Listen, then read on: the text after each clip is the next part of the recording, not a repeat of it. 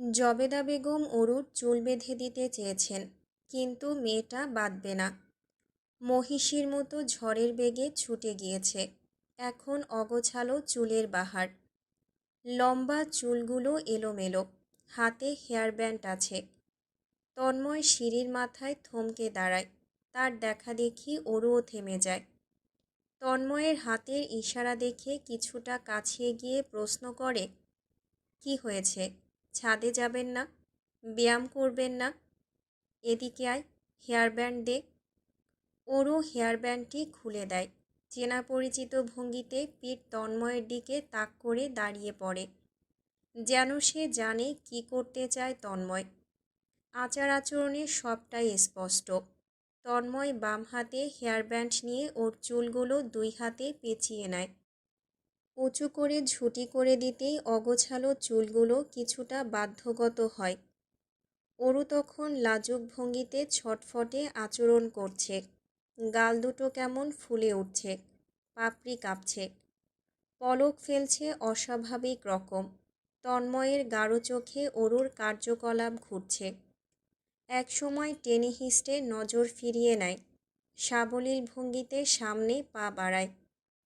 অথচ ভেতরে এক অদ্ভুত ব্যাকুলতা, ছুঁয়ে দেবার প্রকট ইচ্ছেটা গোপনে দমন করা। সুন্দর পরিষ্কার পরিচ্ছন্ন ছাদ, হরেক রকমের রং বেরঙের ফুল গাছের টব সাজানো। জমিনের চারিপাশে ছড়িয়ে ছিটিয়ে পড়ে আছে ফুলের পাপড়ি। বাতাসে সেগুলো এদিক সেদিক নড়ছে। সিলভার রঙের একটা বড়সড় দোলনাও মধ্যে বসানো। আজকের আবহাওয়া দারুণ, আশপাশ শান্ত। নীলাভ সাদা আকাশের এক কোণে রক্তিমাভা ফুটে উঠছে ধীরে ধীরে। সূর্যমামা মাথা উকিঝুঁকি মেরে দেখা দিচ্ছে যেন। গুনগুন বাতাস বইছে চারিপাশে। মিষ্টি সুগন্ধ প্রকৃতি ছড়িয়েছে। মোহনীয় এই সৌন্দর্যের অন্ত ঘটাতে দৈত্য অরু হুড়মুড়িয়ে ছাদে ওঠে। জুতো জমিনে ঘষে ঘষে প্রকট শব্দ তোলে। তন্ময়ের পেছনে থাকা সে সামনে চলে আসে। তড়িঘড়ি ভঙ্গিতে ছুটে চলে দোলনায় বসবে বলে। তখনই উপলব্ধি করে আরও দুজন মানুষের অস্তিত্ব। তাদেরকে দেখতে পেয়েই শান্ত হয়ে পড়ে। ধীরে সুস্থে তন্ময়ের পাশে এসে দাঁড়ায়। তন্ময় যে পাশে যায় সেও ওপাশে গিয়েই দাঁড়ায়। আগ্রহী চোখে ফিরে তাকাচ্ছে বারংবার অজানা দুজনকে দেখার আশায়। তন্ময় আর চোখে অরুকে দেখে। ডান হাত তুলে দুই আঙ্গুলের সাহায্যে ওর কপালে টোকা দেয় শক্ত করে। মুহূর্তেই দৃষ্টি ফিরিয়ে আনে মেয়েটা। আর্তনাদ করে কপাল ঘষতে শুরু করে। ছলো ছলো নয়নে মাথা উঁচিয়ে দৃষ্টি তাক করে। ফোলা ফোলা ঘুমন্ত নয়ন জোড়ায় দৃষ্টি মিলিয়ে তন্ময় সাবলীল গলায় বলে, ওখানে কি দেখিস? অচেনা কারো দিক এভাবে তাকাতে হয় না। অভদ্রতার পরিচয় বহন করে। কিন্তু কিন্তু তারা তো আমাদের দিকে তখন থেকে তাকিয়ে বড় বড় চোখে দেখছে। ওই তো, ওই আপুটা এখনও তাকাচ্ছে। সেটা তাদের বিষয়, তবে তুই তাকাবি না। আমি তো লুকিয়ে লুকিয়ে দেখছি, সেভাবেও দেখবি না। তাহলে কি আপনি লুকিয়ে তাকাবেন? আমি কেন তাকাবো? দেখার জন্য। দেখার মতো ওখানে কিছু আছে কি? নেই। তন্ময় দীর্ঘ নিঃশ্বাস ফেলে। চুপ। অরুর মুখ বন্ধ হয়। ভুলবশত ও আর ফিরে তাকানোর সাহস করে না, বরং সামনে তাকায়। দৃষ্টি গিয়ে ঠেকে অদূরের গাছটায়। একজোড়া পাখি বসা, একদম পাশাপাশি লেপ্টে। শব্দ তুলছে তারা। অরু মুগ্ধ নয়নে দেখতে থাকে। একসময় আঙুল তুলে তন্ময়কেও দেখায়। তন্ময় নির্নিমেষ চোখে দেখে অনেকটা সময় ধরে। দৃষ্টি ফিরিয়ে মুগ্ধ অরুতে ফেলে। তার ইচ্ছে করল অরুর একটা ছবি তোলার। তুলবে কি? ভাবতে ভাবতেই পকেটে হাত ঢোকায়। চটজলদি সেলফোন বের করে। খুব অগোচরি একটা ছবি তুলে নেয়। এলোমেলো অরুর একটা স্নিগ্ধ শান্ত ছবি। ছবিটা তুলে সে জুম করে দেখে নেয় একবার। অরু প্রশ্ন করে আগ্রহী গলায়, ব্যায়াম করবেন না? আমার ব্যায়াম করা নিয়ে তোরা তো কনসার্ন কেন? আপনি না বললেন ব্যায়াম করবেন? কখন বললাম? মানে? আপনি তো করেন। হুম। তো? এমনি, কিছু না। ওরও হাঁসফাঁস করে চুপসে যায়, অন্যদিকে ফেরে। ছাদে থাকা তরুণ তরুণী ইতিমধ্যে চলে গিয়েছে। তন্ময় আরও কিছুক্ষণ থাকে, ওরুকে দোল খাওয়ায় সময় নিয়ে।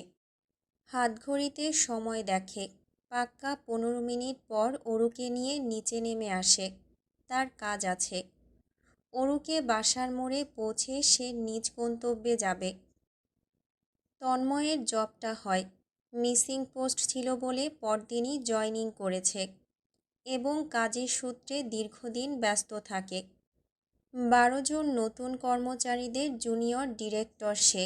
তার আন্ডারে কাজ করে, দায়িত্ব সম্পূর্ণ তার উপর। অর্থাৎ কাজের প্রেশার খুব। কোনো অফ ডে পায়নি সে।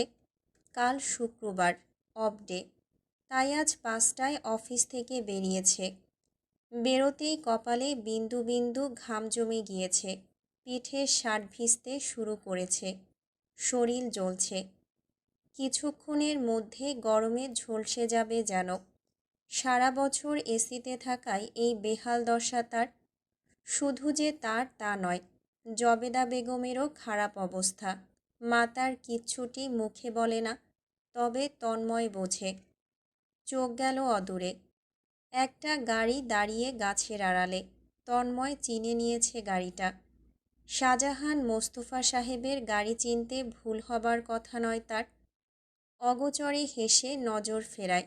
প্রায় 2-1 দিন পরপরই সে বাবার গাড়িটা দেখে। ভেতরের মানুষটাকে না দেখেও বুঝতে পারে তার হাহাকার। আহ, কতদিন কথা হয় না, দেখা হয় না। একসাথে বসে চা কফি খাওয়া হয় না।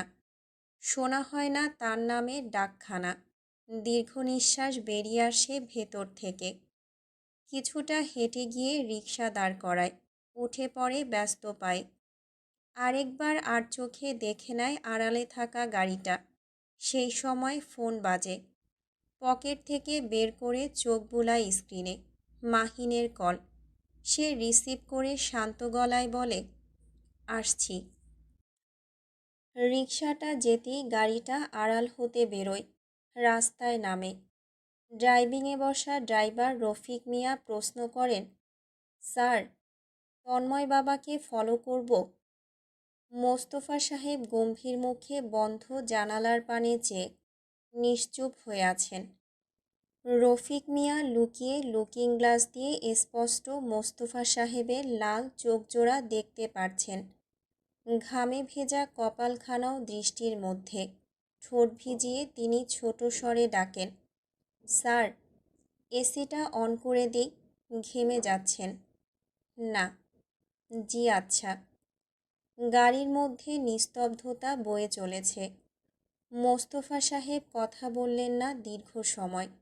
রফিক মিয়াও আগ বাড়িয়ে কথা বলার সাহস পেলেন না। চুপচাপ বসে। গাড়ির ইঞ্জিন বন্ধ। আর চোখে লুকিং গ্লাসে তাকাচ্ছেন বারবার। এক পর্যায়ে শুনতে পেলেন মোস্তফা সাহেবের গলা। অভিমান উপচে পড়ছে। খুব শুকনো লাগছে না দেখতে? শুকিয়ে গেছে। গায়ের রং চেপেছে। গরম একটুও সহ্য করতে পারে না। সচরাচর গাড়ি ছাড়া চলাচল করে না, অথচ এখন কিভাবে চলছে? গাড়ি পাঠালাম, একসেপ্ট করলো না। ফেরত পাঠালো, কার্ডগুলোও নিল না। কার সাথে এত জেদ ওর? জেদ কি ওদের একার আছে, আমার নেই? রফিক মিয়ার মায়া হলো। বাবা ছেলের দারুণ বন্ডিং চোখের সামনে নদীর জলে ভেসে যাচ্ছে। দুজন দুদিক দিয়েই কষ্ট পাচ্ছে একটা সাধারণ বিষয় নিয়ে। তিনি সাবধানত গলায় বড্ড ভেবেচিন্তে বললেন, স্যার, তন্ময় বাবার ইচ্ছেটা পূর্ণ করে দিলেই তো সব ঠিকঠাক হয়। তুমি জানো ওর ইচ্ছেটা কি? না স্যার। তাহলে মুখ বন্ধ করে গাড়ি চালাও, বাসায় যাব। চুপসে যায় রফিক মিয়া। জিজ্ঞেস করার আর সাহস হয় না মনের গহীনে থাকা প্রশ্নটি। কি এমন ইচ্ছে যে পূর্ণ করা যাচ্ছে না? রক্তিম আভা আকাশ জুড়ে, সন্ধ্যা ঘনিয়ে আসছে। উত্তরার আগে পঞ্চবর্তীর পাশে গিয়েছে নদীর স্রোত। নদী ঘিরে রয়েছে অহরহ জাহাজ নৌকা। পাশেই কফি চায়ের স্টল, ফুচকা চটপটির খোলামেলা দোকান। হিমশীতল বাতাস বইছে সেখানে। ঢাকা শহরের বিদঘুটে গাড়ি ঘোড়ার গন্ধ জ্যাম ঠেলে এখানে এসে প্রাণ ভরে শ্বাস প্রশ্বাস নেওয়ার স্বপ্নের মতো। এই তো মাহিনের বাইক এসে থামলো কফি চায়ের স্টলের সামনে। লাল সাদা হরেক রকমের চেয়ার পাতা রয়েছে। কিছু কাপল বসে আছে অদূরে। মাহিনের পেছনেই তন্ময় ছিল। সে হেলমেট খুলে নেমে আসে। এখনও তার গায়ে লেপ্টে সকালের ফর্মাল স্যুট। অফিস থেকে সোজা এসেছে। পরপর আরও 2-3টা বাইক তন্ময়ের সামনে এসে থামে। বাইকগুলো পারছে না তাকে ধাক্কা মেরে উড়িয়ে ফেলতে। বিশেষ করে রিহানের বাইকটা রীতিমতো তন্ময়ের পায়ে এসে ছুঁয়েছে। তন্ময় সরে দাঁড়ায়, প্যান্ট ঝাড়া দেয়। শান্তশিষ্ট জায়গাখানা মুহূর্তেই তাদের হইচইয়ের শব্দে অশান্ত হয়ে ওঠে। মাহিন চেঁচিয়ে 7 কাপ কফির অর্ডার দিয়ে আসে। গোলাকার ভঙ্গিতে সবাই বসেছে। নদী ঘেঁষে তন্ময়ের চেয়ার। বাতাসের তোড়ে কপালের ঘাম মুছে গিয়েছে। ঠান্ডা বাতাসে শরীর শীতল। চোখ বন্ধ করে লম্বা শ্বাস নেয়। তার পাশে সুহানি বসেছে। ফ্রেন্ডের মধ্যে সুহানি চুপচাপ। মেয়ে মানুষ তাই হয়তো। বাকিগুলো কথাবার্তার নামে হইচই করছে সমানে। খুব ছোট গলায় সুহানি প্রশ্ন করে, কেমন কাজের চাপ? মোটামুটি। আঙ্কেল এখনো কিছু বলেনি? তন্ময় হাসে। কি বলবে? এই যে ওরু শুধু তোর এবং তোর হাতে ওকে তুলে দেবে। তন্ময় হাসে, মুখে কিছুই বলে না। পকেটে ফোনটা টুনটুন শব্দ তুলছে। তন্ময় সেলফোন বের করে চোখের সামনে ধরে। অরুর মেসেজ। একটা পায়ের ছবি পাঠিয়েছে। নূপুর পড়েছে। সাদা পায়ে রূপার নূপুর। রিনঝিন শব্দ তোলে নিশ্চয়। এই নূপুর পরে তন্ময়ের চারিপাশে না হাঁটলে পড়ার কোনো সার্থকতা আছে? নেই, একদম নেই। গুনে গুনে 15 দিন ধরে অরুকে দেখা হয় না। চোখের তৃষ্ণা মেটাতে, বক্ষের অশান্তি দূর করতে অরুকে দেখা দরকার। একবার কি রাস্তার মোড়ে পৌঁছে অরুকে বেরোতে বলবে? গম্ভীর মুখে খুব শক্ত চোখে দেখে নেবে প্রাণ ভরে। তারপর একটা ধমক দিয়ে বলবে, বাসায় যা এক্ষুনি। ব্যাস। অরু নিশ্চয় কিছু বুঝতে পারবে না। ওই মেয়েটা তো গাধা। গাধার মতো শুধু লুটুর পুটুর চোখে তাকায়। তবে তন্ময়ের মন বোঝে না, দৃষ্টি চেনে না। অরু একটা অবুঝ বালিকা। ঘড়ির কাঁটা ঘুরছে রাত 11টা 10। গরম গরম 2 কাপ চা শেষ করেও তন্ময় সিদ্ধান্ত নিতে পারল না। অরুকে কি বেরোতে বলবে একটু, নাকি বলবে না? দোটানায় সে অনেকক্ষণ ধরে দাঁড়িয়ে, ব্যস্ত পায়ে পায়চারিও করছে। চুলগুলো 2 হাতে কপালের উপরে উঠিয়ে নেয়। দেখতে পায় একজন আগন্তুক আসছে তার দিকে। কাছাকাছি আসতেই চিনতে পারে, অয়ন। ছেলেটা তাদের পাশের বাড়ির। খুব ভালো সম্পর্ক তাদের দুই পরিবারের মধ্যে। অয়নের সাথে মাঝে মধ্যেই কথাবার্তা হয় চা খেতে খেতে। তন্ময়কে দেখেই সালাম দেয় অয়ন। বাড়ন্ত বয়সী ছেলেটা গভীর শ্রদ্ধাশীল গলায় ডাকে, তন্ময় ভাই, এখানে দাঁড়িয়ে যে? এই তো, এভাবেই। চা নেই দুটো? আচ্ছা। দুজন 2 কাপ চা দাঁড়িয়ে দাঁড়িয়ে খায় আর আশেপাশে নজর দেয়। টুকটাক কথাবার্তা বলে এটা সেটা নিয়ে। এর মধ্যে তন্ময় সিদ্ধান্ত নিয়ে ফেলে, অরুকে মেসেজ করে বলবে এক্ষুনি বেরোতে, কাজ আছে। চা শেষ হতেই তন্ময় অয়নকে বলে, রাত হয়েছে, গো। You should sleep early. জি ভাই, গেলাম তাহলে। অয়ন চলে গিয়েছে।